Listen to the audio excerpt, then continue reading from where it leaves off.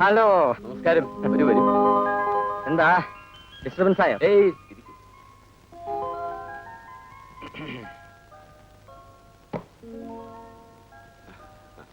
ആ പിന്നെന്താണ് പതിവില്ലാതെ ഈ വഴിക്കൊക്കെ?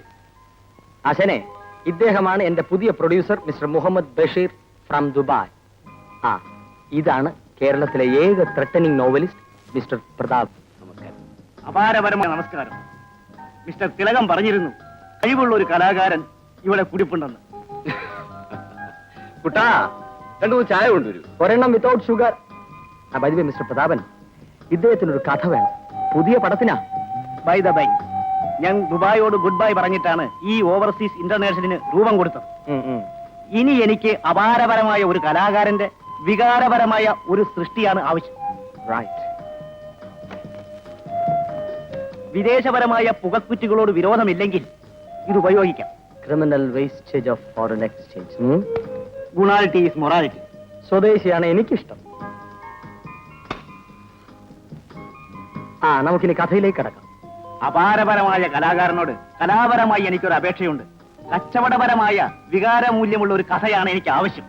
അതായത് സെക്സും സ്റ്റണ്ടും? ഏയ്, നിർബന്ധമില്ല. പണം വാരിക്കൂട്ടിയ ചിത്രങ്ങളുടെ കഥ കലാകാരൻ അറിയാമോ? ഓമൻ, കൊഹറ, ബീസാൾ ബാത്ത്, ലേസ. പ്രേതകഥകളോ? എക്സാക്ട്ലി. പിന്നെ അതുമല്ല, പ്രേതത്തിനെ കൊണ്ടെങ്ങാനോ സംവിധാനിച്ചേരെ. ഞാനൊരു അവാർഡ് മനസ്സിൽ കണ്ടോണ്ടാ മിസ്റ്റർ പ്രതാപനെ തന്നെ സമീപിച്ചത്. എന്റെ കഴിഞ്ഞ പടം ഏറ്റവും നല്ല ചിത്രത്തിനുള്ള അവാർഡ് നേടിയതാണ്. കാറ്റിലാടിയ തെങ്ങോലകൾ. കലാകാര, അതിതുവരെ റിലീസായില്ലല്ലോ. അവാർഡും വാങ്ങിയിട്ട് പേവാർഡ് ബുക്ക് ചെയ്യേണ്ടി വരും ഹാർട്ട് അറ്റാക്കിന് ചികിത്സിക്കാൻ. ആ അഭിപ്രായത്തോട് ന്യായിക്കുന്നില്ല. നമ്മുടെ നാട്ടിലെ ഏറ്റവും ചുരുങ്ങിയ ചെലവിലുള്ള ഒരു എന്റർടൈൻമെന്റ് ആണ് സിനിമ. അല്പനേരത്തെ മനോസുഖത്തിന് വേണ്ടി തിയേറ്ററിലെത്തുന്ന സാധാരണക്കാരന് നമ്മളാൽ കഴിയുന്ന സന്ദേശം എത്തിച്ചു കൊടുക്കുക എന്നുള്ളതാണ് നമ്മുടെ കടമ. അത് ഏത് തരത്തിലാവണമെന്ന് തീരുമാനിക്കാൻ ഓരോ സംവിധായകനും നിർമ്മാതാവിനും എഴുത്തുകാരനും അവകാശമുണ്ട്. ഈ 20-ാം നൂറ്റാണ്ടിൽ ഏത് ബുദ്ധിജീവികളുണ്ട് പ്രേതവിശ്വാസികളായിട്ട്? ബുദ്ധിജീവികൾ കാശ് തരില്ല കലാകാര, നമുക്ക് കാശ് കിട്ടണം. Box office hit. പ്രേതകഥയോട് മിസ്റ്റർ തിലകൻ എന്താ ഇത്ര വിരോധം? എനിക്കതിൽ വിശ്വാസമില്ലാത്തതുകൊണ്ട് തന്നെ. കാരണം ജീവിതത്തിൽ ഞാൻ ഇതുവരെ ഒരു പ്രേതത്തിനെയും കണ്ടിട്ടില്ല. ഓ, അപ്പൊ കണ്ടാ വിശ്വസിക്കുമോ? രുദ്രമാനപരമായ ഒരു ചോദ്യം. കാണാൻ പറ്റുമോ സാറേ? വെറുതെ വിഡ്ഢിത്തം എഴുന്നള്ളിക്കല്ലേ. മിസ്റ്റർ തിലകൻ, ഒരു കാലത്ത് ഞാനും ഇതിലൊന്നും വിശ്വസിച്ചിരുന്നില്ല. പക്ഷെ എന്റെ സാഹചര്യങ്ങൾ എന്നെ അത് വിശ്വസിപ്പിച്ചു. ഈ അടുത്ത കാലത്താണ് ഞാൻ ഒരു എസ്റ്റേറ്റ് വാങ്ങിയത്. വളരെ നാളുകളായി ആൾതാമസമില്ലാതിരുന്ന ഒരു ബംഗ്ലാവുണ്ട് അവിടെ. എന്റെ ഒഴിവ് ദിവസങ്ങൾ ഞാൻ അവിടെയാണ് കഴിച്ചുകൂട്ടുക.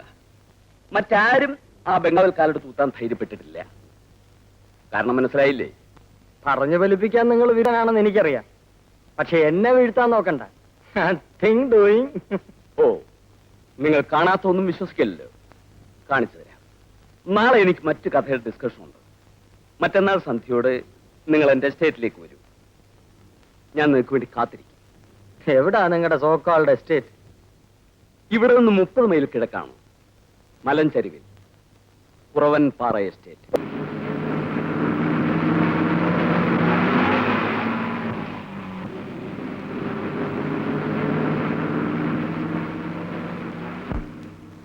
സംവിധായക, സാഹസികവും ദുർഘടപരവുമായ ഒരു യാത്രയായി പോയല്ലോ ഇത്.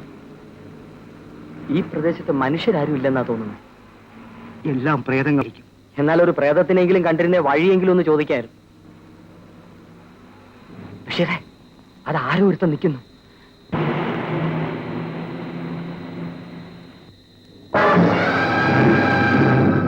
അമ്മവാ. സംവിധായക, വേണ്ട, അതുവല്ല പ്രേതമായിരിക്കും. പ്രേതമാണേലും വഴി അറിയാം.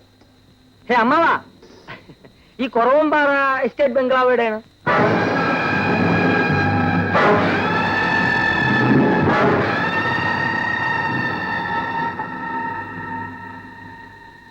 ശരി, വരട്ടെ.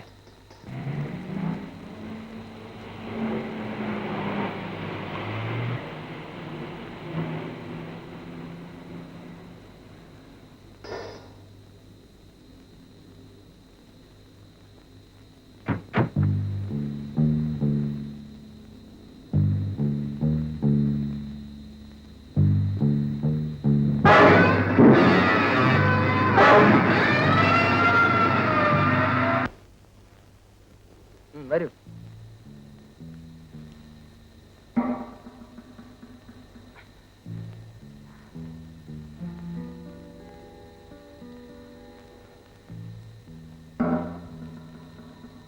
സംവിധായക, ഉം, ഇതൊരു ഭാർഗവീ നിലയം പോലെ ഇരിക്കുന്നു. ഉം, ഉം.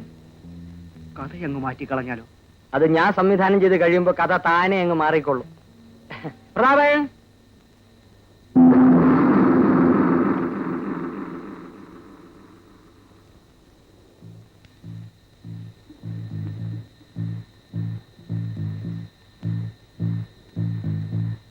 സംവിധായക, ഭയാനകവും ഭീകരവുമാണല്ലോ ഇവിടം. പ്രതാപൻ, ഹോ, ഭയപ്പെടുത്തി കളഞ്ഞല്ല ആശാനെ. നിങ്ങൾ ഭയമില്ലാത്ത കൂട്ടരല്ലേ? ഒന്ന് പരീക്ഷിച്ചു നോക്കിയതാ. ഞാൻ ഭയന്നില്ല, ബഷീറാണ് ഭയന്ന്. ഇരിക്കും. നല്ല മനോഹരമായ സ്ഥലം, പക്ഷെ ഇവിടെ എത്തിക്കിട്ടാനാണ് പ്രയാസം. നിങ്ങൾ ആദ്യമായിട്ട് വന്നല്ലേ, നമുക്കൊരു ചായ കുടിച്ചിട്ട് സംസാരിക്കാം. 1 വിത്തൗട്ട് ഷുഗർ. കലാകാരൻ ഞങ്ങൾ ഒറ്റയ്ക്കാക്കിട്ട് പോയി കളയരുത്. ഇവിടെ സെർവൻസ് ആരുമില്ലേ? ഞാൻ പറഞ്ഞില്ലേ, ഞാൻ ഒറ്റയ്ക്കാണ്. പിന്നെ പ്രേതമൊന്നും ഇല്ലെങ്കിലും ഈ വീട്ടിൽ ഒറ്റയ്ക്ക് കഴിയുന്നത് ഇച്ചിരി കട്ടിയാ. ആ, കട്ടിയാ കട്ടിയാ. ഈ വീട് വാങ്ങുന്നതിനോട് എല്ലാവർക്കും ഏർപ്പായിരുന്നു. പിന്നെ എന്തിനാ കലാകാര ഇത് വാങ്ങിച്ചത്? ചുളുവി കിട്ടി വാങ്ങിച്ചു. എത്ര ശമ്പളം കൊടുക്കാമെന്ന് പറഞ്ഞിട്ടും ഒരു ജോലിക്കാരനെ പോലും കിട്ടിയില്ല. അതിന്റെ കാരണം പിന്നീട് എനിക്ക് മനസ്സിലായി. ഞാനിവിടെ താമസം തുടങ്ങിയ അന്ന് രാത്രി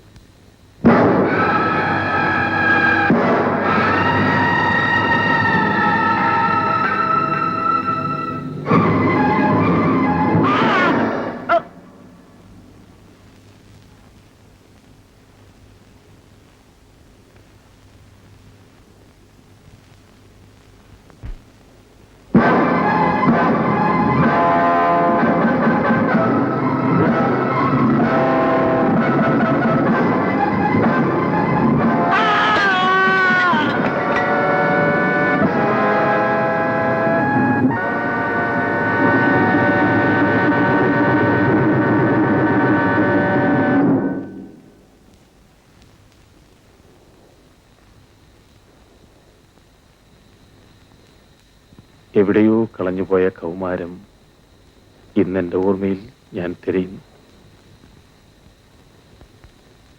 ആരാ അത്?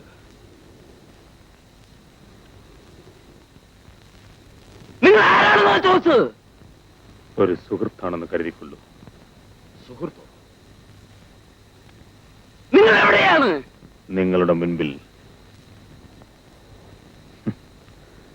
ഭയപ്പെടണ്ട, ഇവിടെ വരുന്ന ആരെയും ഞാൻ ഉപദ്രവിക്കില്ല. പക്ഷേ ഒരു കാരണവശാലും സ്ത്രീകൾ ഇവിടെ വരരുത്. അത് മാത്രം ഞാൻ പൊറുക്കില്ല. കാരണം? അതൊരു വലിയ കഥയാണ്. കഥയോ? എന്ത് കഥ? എന്നെ ഈ നിലയിലെത്തിച്ച എന്റെ സ്വന്തം കഥ. കഥ പറയുന്ന ആളിനെ നേരിൽ കാണാതെ? ഇല്ല, എനിക്ക് രൂപമില്ല. ഈ ഭൂമിയിലുള്ള ഏത് രൂപവും എനിക്ക് കൈക്കൊള്ളാം. നിങ്ങളുടെ ഇടത്ത് വശത്ത് ചുവരിലേക്ക് നോക്കൂ.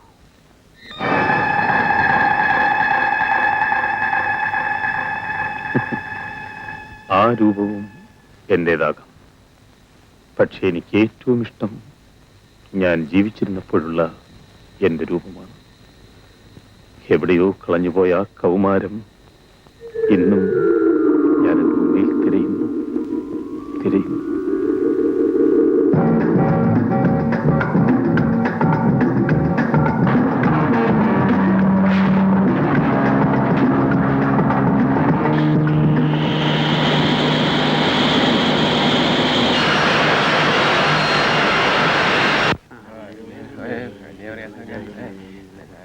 $25 ഉണ്ട് കേട്ടോ.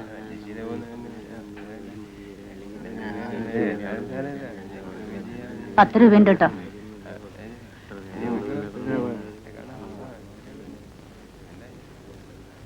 കടന്നു കളയെന്ന് വിചാരിച്ചു.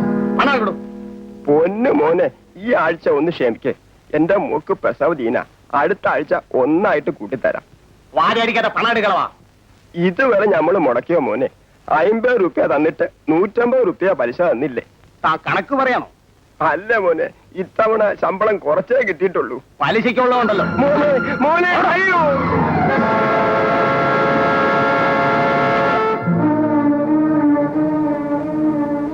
ആ കാശ് തിരിച്ചു കൊടുക്ക. നീ ആരാടാ ചോദിക്കാൻ? മുതലിന്റെ ഇരട്ടി പലിശ കിട്ടിയിട്ടും ഒരാഴ്ചയോടെ നിനക്ക് ക്ഷമിക്കാൻ വയ്യല്ലേ? ന്യായം പറയാതെ പോടാ.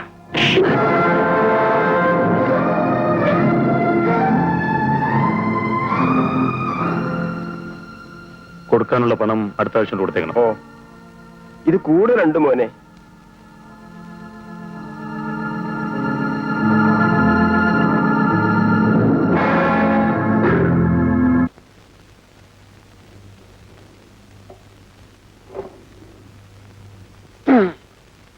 മുതലാളി ഇല്ലാത്തതല്ലേ? താൻ കൂടി കൊള്ളാൻ അടിച്ചോ? വേണ്ട വേണ്ട വേണ്ട വേണ്ട, തന്നെത്താൻ അങ്ങ് കഴിച്ചോണ്ടാ മതി. എന്നാലേ താൻ പോയി ചൊറിയും കുത്തിയിരുന്നു. വഹിച്ചോ വൈമുള്ളേ. എന്താണ് ബഹളം? അത് തന്നെ ഏൽപ്പിച്ച് പോയപ്പോഴേ ഞാൻ തീരുമാനിച്ചത്. അപ്പൊ എന്താണെന്ന് വെച്ചാ മര്യാദയ്ക്ക് കുടിച്ചിട്ട് പോകണം.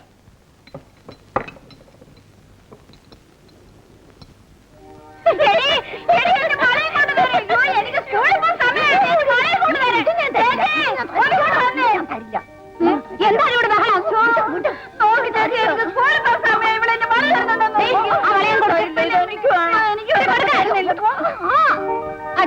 കൊച്ചമ്മ എന്നെ അടിക്കാൻ വരുന്നു. മോൾ അച്ഛന്റെ കൂടെ വാ, അമ്മ ഒന്നും ചെയ്യില്ല. അതെ അതെ, അടുത്ത് പിടിച്ചെടുത്ത് ലാളിച്ചോ. പ്രായമായ പെണ്ണ്, കൊച്ചു കുഞ്ഞാണെന്ന് അവളുടെ വിചാരം. അവൾ ഇന്നും എനിക്ക് കുഞ്ഞല്ലേ എന്റെ മാധവി. അമ്മയില്ലാത്ത കൊച്ചല്ലേ, അവൾ എന്തെങ്കിലും അറിവില്ലാതെ തെറ്റിതാ. നീ അങ്ങ് ക്ഷമിച്ചുകളാ. ഞാൻ പറയാനുള്ളത് പറഞ്ഞു. ഇനി അച്ഛന്റെ മോളുടെ ഇഷ്ടം. വഴക്ക് ഇവര് തമ്മിൽ കണ്ടാ പിന്നെ കീരിയും പാമ്പും പോലെയാ. നീ കീരിയോ പാമ്പോ? കണ്ടില്ലേ പെണ്ണിന്റെ നകളിപ്പ്?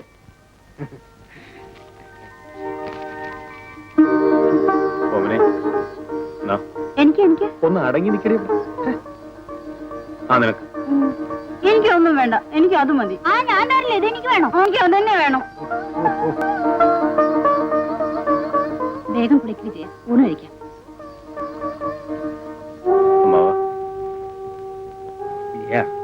എന്തിനാണ് ഈ ആവശ്യമില്ലാതെ കാശെല്ലാം ചെലവാക്കുന്നത്? അച്ഛനും അമ്മയും ഇല്ലാത്ത ഞങ്ങൾക്ക് എല്ലാം നിങ്ങളാണ്. നിങ്ങളുടെ സംതൃപ്തിയാണ് എനിക്ക് വലുത്. ശരി, നിന്റെ ഇഷ്ടം പോലെ. ചേട്ടാ,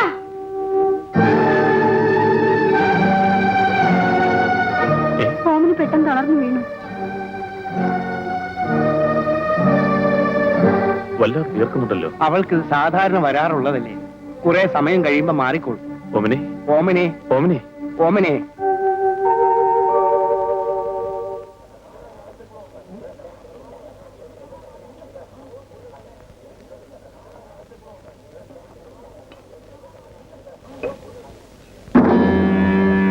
ഒരു ചായ ഉണ്ട്.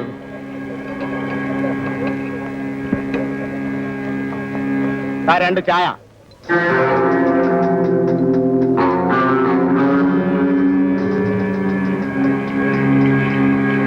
എവിടെ വെക്കടാ? ആദ്യം ചോദിച്ചു ഞാൻ എവിടെ വെക്കണം? ഇവിടെ വെക്കാനല്ല പറഞ്ഞത്. നിങ്ങൾ ആര് വേണമെങ്കിലും എടുത്തു.